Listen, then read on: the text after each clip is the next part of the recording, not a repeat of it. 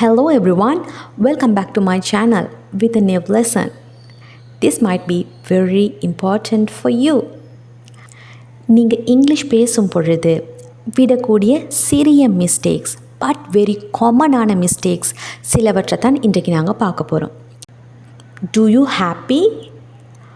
Do you hungry? Do you fine? Are these sentences correct? Wrong. So what is the correct form? Are you happy? Are you hungry? Are you fine? So நீங்கள் do you இதுக்கு பிறகு ஒரு adjective use பண்ணக்கூடாது. happy, hungry, fine இவை adjectives. So adjectives use பண்ணுற பட்சத்தில் நீங்கள் are you என்று சொல்லித்தான் சேர்க்கணும். Are you happy? Are you hungry? Are you fine? Are you sad? Understood? அப்போ do you அதுக்கு பிறகு நீங்கள் என்ன யூஸ் பண்ணணும் என்று சொன்னால் a V1 form of verb. V1 form அதாவது base form of verb. Do you study?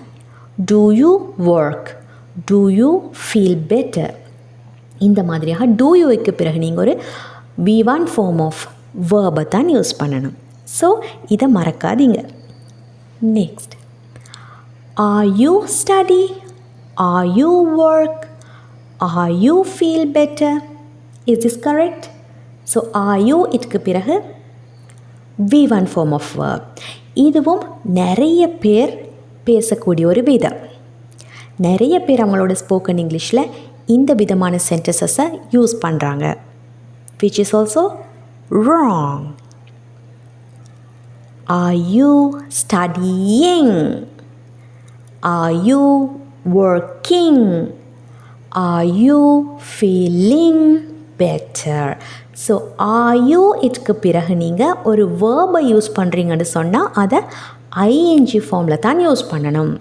are you அதுக்கு பிறகு வேர்ப் ing ஃபார்மில் யூஸ் பண்ணப்படணும். But you can use adjectives, nouns and everything after are you.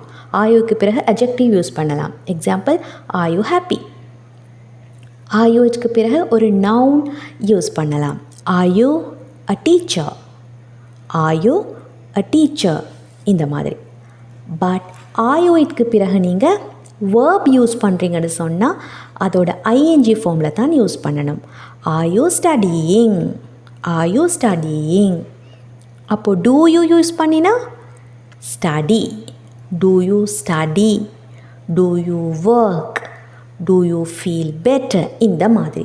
So இதை நன்றாக மைண்டில் வச்சுக்கொள்ளுங்க. இந்த விஷயங்களை நிறைய பேர் கன்ஃபியூஸ் ஆகி பேசும் பொழுது மிஸ்டேக்காக பேசுகிறாங்க. Okay, next one.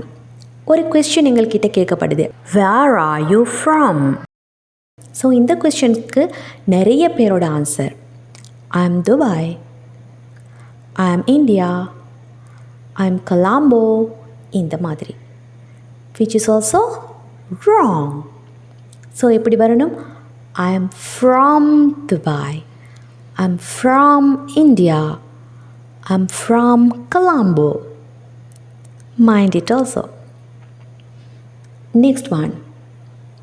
My father name is John, my mother name is Tara, which is also not correct. So அது எப்படி சொல்லணும்? my father's name is John. my father's apostrophe s போடுவது நாங்கள் அதுக்கு உரிமையானது என்று சொல்ல, அந்த நவுனுக்கு உரிமையானது. ஃபாதர்ஸ் அப்பாவின், my father's name அப்பாவின் பெயர், my mother's name அம்மாவின் பெயர். பட் ஹீஸ் என்று சொல்லி வந்துச்சுண்டா, ஹீ அப்போஸ்ட்ரஃபி எஸ் என்று வந்தால் ஹீ ஈஸ் என்னுடைய சுருக்கம். He is my father. My father's name is John. ஒரு நவுனிற்கு நாங்கள் அப்போஸ்ட்ரஃபியோட எஸ் சேர்க்கிற பட்சத்தில் அந்த நவுனுக்கு உரிமையானது என்று சொல்லக்கூடிய பொருளில் வருது. அதே போல் ஒரு ப்ரோனவுனுக்கு அப்போஸ்ட்ரஃபி எஸ் சேர்த்தா அது contraction of a helping verb. Is இன நாங்கள் சுருக்கித்தான் is என்று ஒரு ப்ரோனவுனுக்கு சேர்த்துறோம். Understood? நெக்ஸ்ட் மிஸ்டேக், நிறைய பேர் வரக்கூடிய அடுத்த மிஸ்டேக் என்னண்டா, look at this picture. So இதுக்கு ஒரு சென்டென்ஸ் சொல்லுங்கள் அப்படி நாங்கள் கொடுத்தா எந்த மாதிரி சொல்லுவாங்கண்டா, there is a girl is riding a bicycle. There is a girl is riding a bicycle. What is the mistake? Extra is. There is a girl riding a bicycle. There is a girl riding a bicycle. See the next picture. There are many books are on the table. There are many books are on the table. What is the mistake? Are. There is one extra are. So இந்த சென்டென்ஸை நீங்கள் எப்படி கரெக்டாக பேசுவது? There are many books on the table. There are many books on the table. So இந்த மாதிரியான மிஸ்டேக்ஸை இனி நீங்கள் விடாதீங்க. Because they are very tiny things.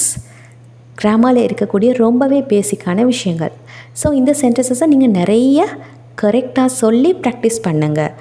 தென் உங்களுக்கு இங்கிலீஷ் பேசுகிற சந்தர்ப்பத்தில் இந்த மிஸ்டேக்ஸ் இனிமே வரப்போகிறது இல்லை, இனிமே வராது.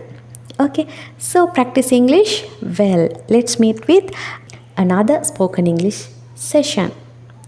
Until that, take care.